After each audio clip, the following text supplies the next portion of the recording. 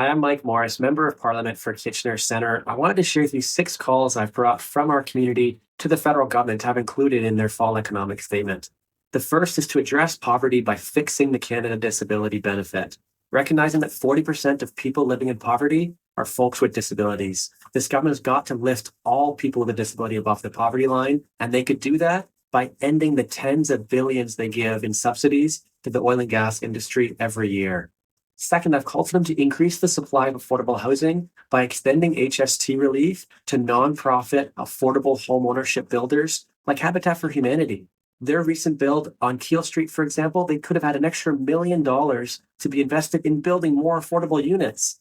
We could do it by ending the tax exemptions for large corporate investors who buy existing units and raise rents.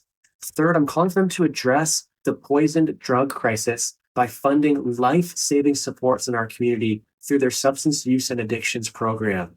Our community is a hotspot for this crisis. We've lost 72 people this year alone, and yet that fund delivered $0 to our community this year. We've got to see hotspots like Waterloo Region funded for these life-saving supports. Fourth, I'm calling for them to invest in solutions that make life more affordable and help address the climate crisis, like public transit. We've got to see fares reduced and service increased. We could do that today if they put in place a windfall profit tax on the excess profits of the oil and gas industry.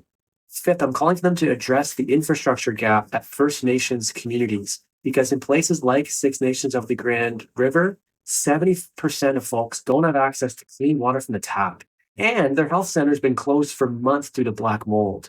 This government must do more than say the right things on reconciliation. We need action too.